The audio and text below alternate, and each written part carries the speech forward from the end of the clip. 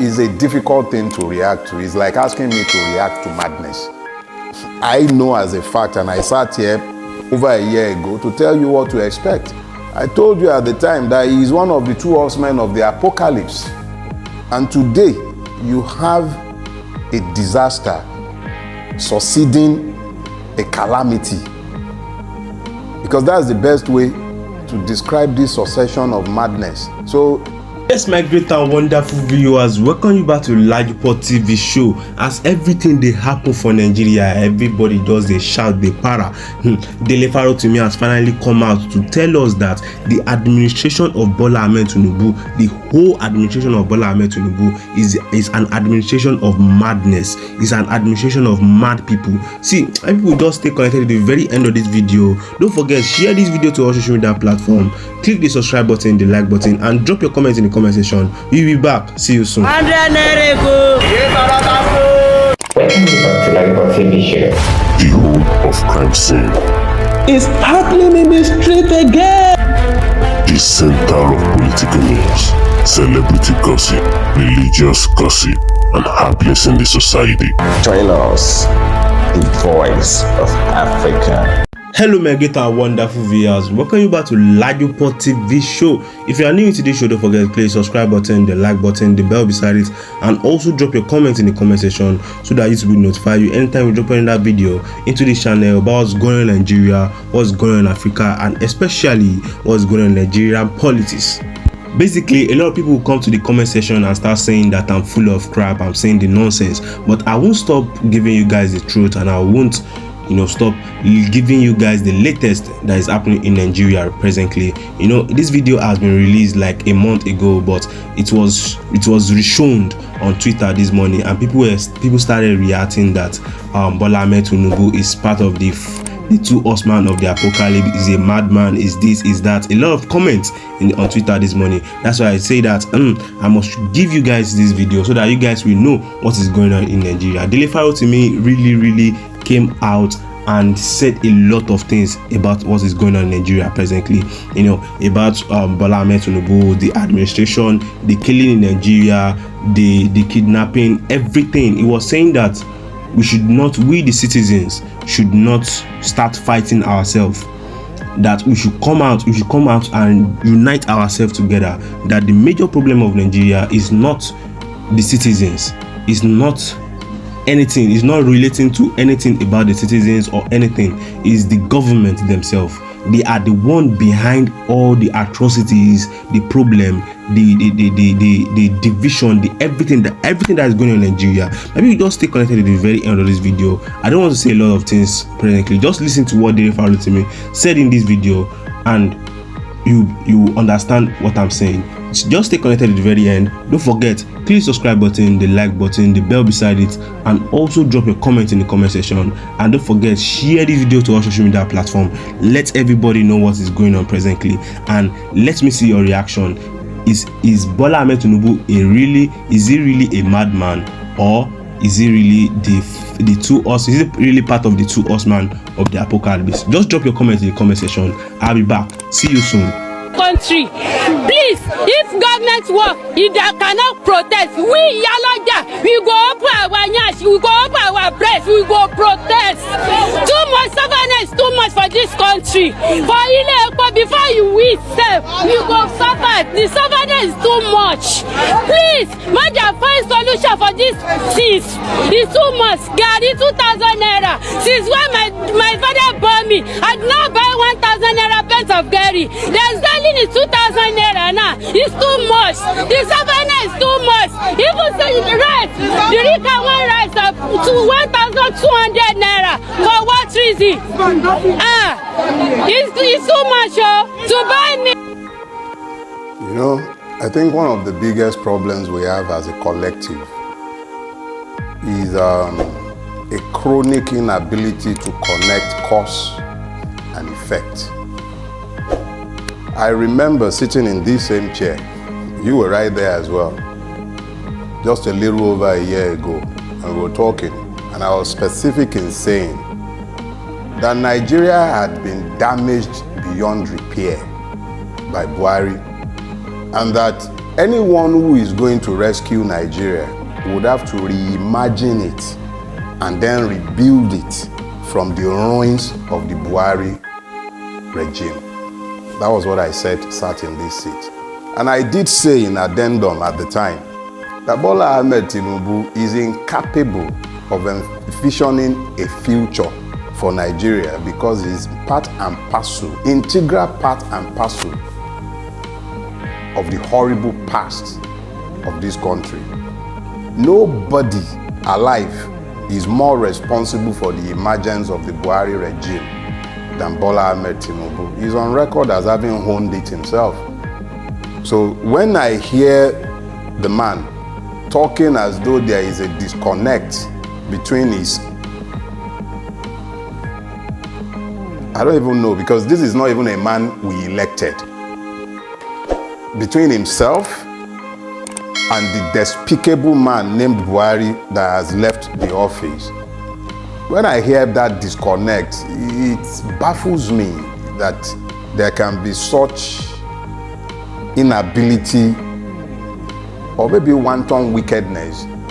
Because if he says he has inherited a bad situation, the question is from who? It's the same people, the same character, it's the same man. He was there for 8 years during the Buhari administration. He had nothing to say against Buhari, and when he was coming, he made clear that he was going to continue the policies of the Buhari administration. So when the man is now pontificating and talking about difficult economic decisions and that is a difficult thing to react to, it's like asking me to react to madness. I know as a fact, and I sat here over a year ago to tell you what to expect. I told you at the time that he is one of the two horsemen of the apocalypse. And today, you have a disaster succeeding a calamity. Because that's the best way to describe this succession of madness. So anybody who is expecting that there will be a course correction because Bola Ahmed Tinubu is the one sat in the office and not Buhari, the person is wasting his time. Asking me to react to it, I'm sure you already knew what I was going to say anyway, because as far as I'm concerned, it's like asking the difference between 6 and half a dozen. It's the same family, the same crime family that had been in office in Nigeria is still the same crime family that is in power. So let's not waste our time reacting to what are obvious lies. Bola Tinubu cannot do better than he's doing. He would actually do much worse than Buhari by the end of the day. Anyone who manages to survive however long his reign might be, the person should thank their stars. How clueless is this president at last? What do you mean clueless? Let's be clear. When we excuse the madness we see on account of the cluelessness or inability of those who rule Nigeria, we're actually making strategic errors. They know exactly what they are doing at every point in time. The man is on record. He said, reduce their purchasing power, widen the tax net. All those things the man was saying, and everybody was busy catching cruise and laughing at the time. That's exactly what he is doing. The IMF and the World Bank, the Western powers have always wanted the Naira to be floated. But no president of Nigeria had ever found the balls to do it because they all knew it was going to have ruinous effect on socioeconomic indices of Nigeria. So they balked at doing it. But now you have a man in power who is not, he doesn't care one bit. He knows that he owns the press effectively. The press will see the truth and not confront him with it. We would all pretend that it is because of his cluelessness or inability.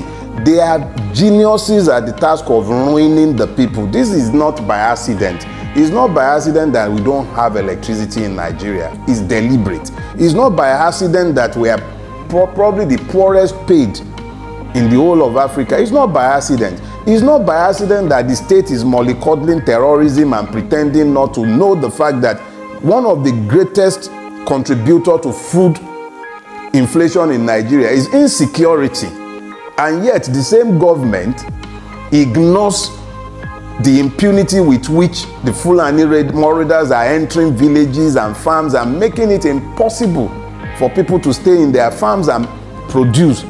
It is not impossible that this is not beyond their human capacity to know that without energy, the manufacturing sector, the real sectors cannot work. It's not, look, in the last couple of weeks, the most I have had public power, maybe 4 hours a day. And in my case, a lot of people have told me that that is actually pretty high. Some people haven't had light for days. So if you are a carpenter, if you are a tailor, a barber, whatever you're doing at some productive level, you're already hampered. Or you're going to go buy petrol to power the generator at over 600 naira per liter. The fact of the matter is that the ruination of the Nigerian people is not due to the imbecility of the ruiners. It is actually deliberate policies designed to make sure that the people are preoccupied with existential considerations and never able to question them even as they destroy the country. So, consider the fact that you just said that this is quite a deliberate action. It is. How do you, and in one of the recent tweets you had actually said that if you thought it couldn't get any worse than this crooked disaster, Tinubu has come, the horseman of the apocalypse. And at some point in time you actually stated that this is like incompetency meeting complicity. How do we juxtapose Look, that? Gomez, I think it was Lord Bailey, Lord Bailey in Game of Thrones. He said something that I found very instructive. He said when you are confronted with a situation that does not appear to make sense, instead of trying to make sense of what does not make sense, just accept that it doesn't make sense and then step back and take another look. A man that came to the public TV and was telling everybody how we have to make hard decisions and sacrifices, he has presided over a government that is second to none in less than 9 months in looting the Commonwealth. This same man has presided over the purchase of SUVs for members of the National Assembly. They've continued to live large as though nothing is wrong in the country. This same government gave 24 billion for Hajj subsidy in a country where people are dying like flies from hunger. This government has presided over the murder of numerous Nigerians in places like Bokos, in the Plateau, in the Benue Trough, Ekiti, Ondo have become killing fields where obas are slaughtered like flies. And look, let's be clear. Nigerians need to come to the knowledge of the fact that their government is peopled by those who have determined that the people themselves are enemies and must be eliminated. So it is the mindset that we need to shift pretty quickly. Looking to this government or the ruiners of Nigeria for the solution to the problems of Nigeria is a waste of time. As long as these same people remain in power, the Nigerian is an endangered species. There was a report from the Economic Intelligence Unit that it had forecasted for Nigeria with warnings of substantial political instability, risk due to high inflation, low economic growth, and unpopular market reforms. How do you perceive the potential impact of these factors on the country's political landscape, especially considering the administration's current agenda? Look, I think it was the chief Alagbe of the APC, Wasiu. He sang, I remember a refrain from a song. He said, you ain't seen nothing yet. That's the reality. I don't need an economic think tank to tell me the realities of my objective living in this country. On a daily basis, it's getting progressively worse.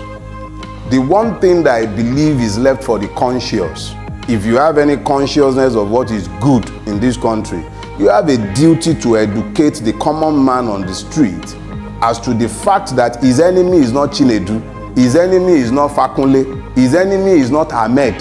His enemies are the ones who are ruining the country, pretending to be leaders. They are only leading us to disasters.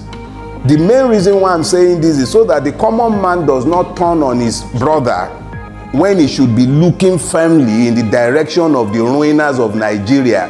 both temporal and spiritual, from the churches to the mosques, to the governors' lodges, to the houses of assemblies, to the National Assembly, to the judicial chambers. You have crooks ruining this country, and they have determined that it is not interest, for that matter, that the Nigerian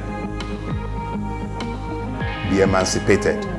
Poverty has become a real weapon in the hands of those who rule Nigeria. So the Economic Intelligence Unit are only telling us what we know. It's a self-fulfilling prophecy. A country where people are stealing more oil than is being declared as produced, where oil producers are stealing their own oil in collusion with our navy. How much oil are they bunkering in the Niger Delta? How much oil are they burning to produce diesel in the creeks? We are not talking about canoes. As long as the underlying issues are not addressed, as long as criminality has been licensed and impunity has become the order of the day, there is nothing anybody needs to say. Eventually, it's a self-fulfilling prophecy. At some point, this system is going to grind to a halt.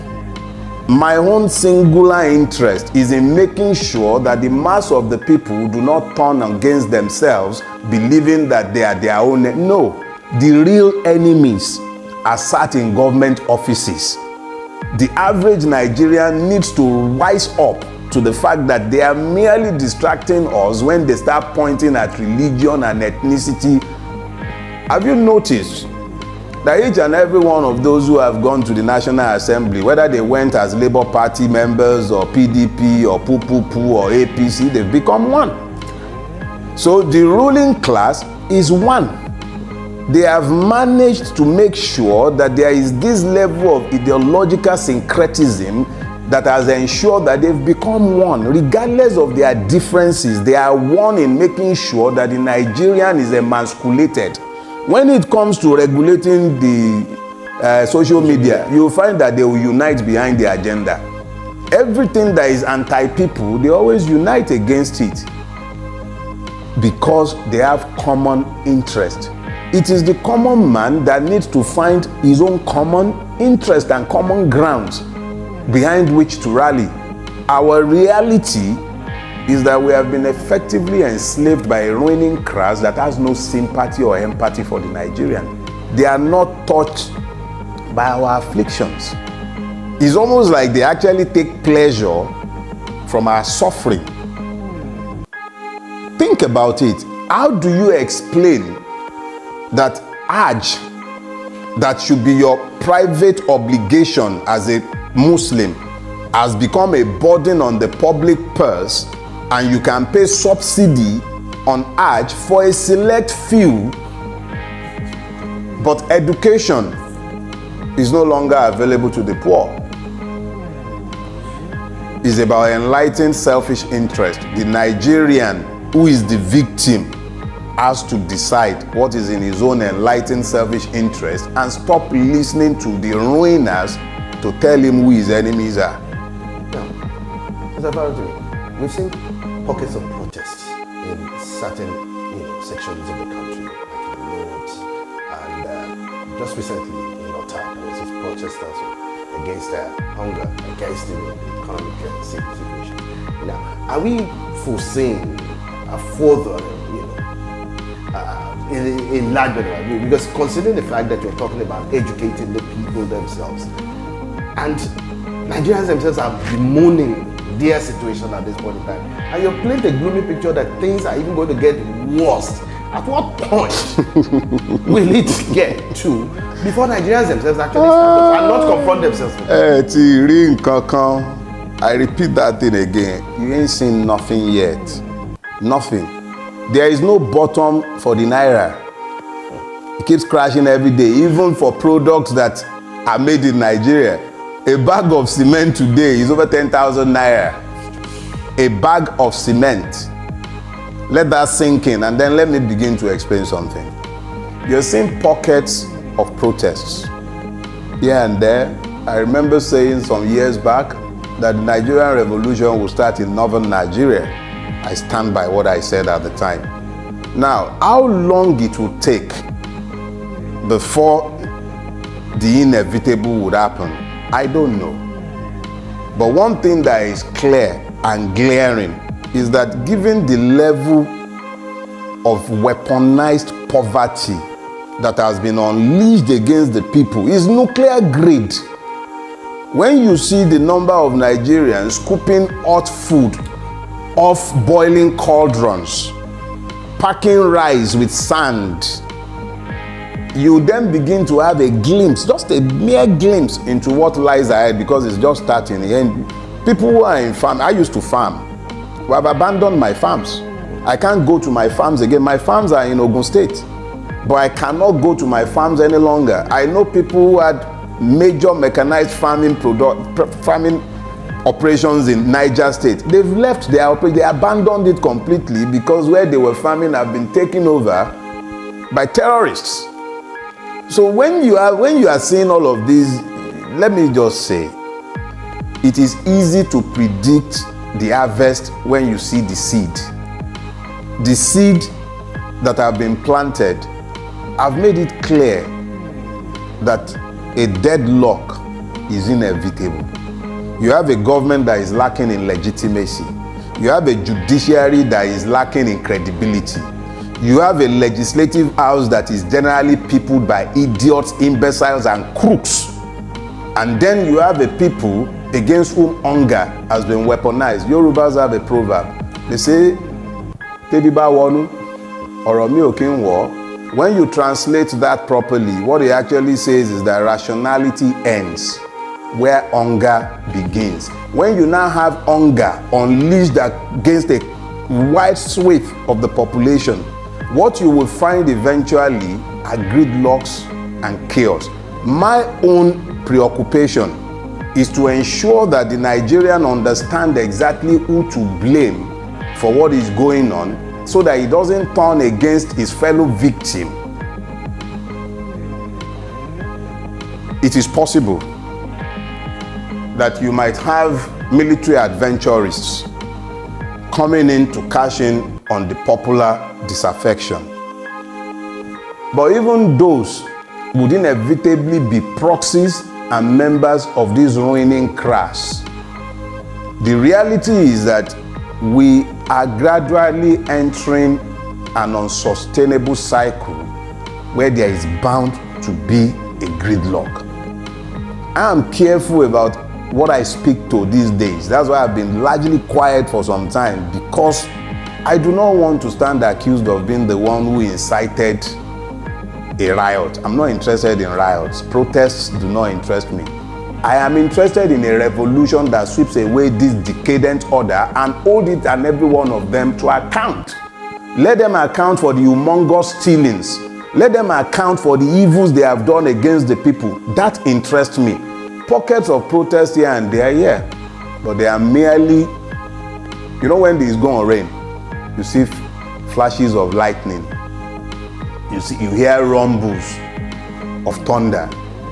There might even be a few scattered showers here and there, but there is a deluge coming. What will catalyze it? I have no idea. Thank you very much, sir, for saying that statement, and thanks for staying connected to the very end of this video, my great and wonderful viewers. You guys have heard what Dele Farotimi said. Sometimes I do think that Dele Farotimi is like a priest or a prophet. You know, last year it was before the election, before the presidential election, he was shouting that he was begging Nigerians, he was telling Nigerians that this man is not the right answer for this country, that we should try our possible best to make sure that we elect someone that will restructure Nigeria, someone that the interest of the people is in his heart, not someone that all what it thinks about, all the works that we have been seeing are works that are endangering the citizens. But Nigerians did not answer. We did not care about anything. We were saying that we want Yoruba leader. The Yorubas were saying we want Yoruba leaders. The Igbo were saying we want Igbo leaders. The Hausa were saying they want, you know, someone that was after the successor of Buhari. And this man, this Bola Ahmed Tinubu of a man, he said everything that he's gonna do during his campaign. He said everything. He not promise anybody anything. That's one thing that I've been trying to tell you guys, that you guys, we saw the signs, but nobody listened. We saw the signs. This man was saying that he's going to continue from where Buhari stopped. That's what he said.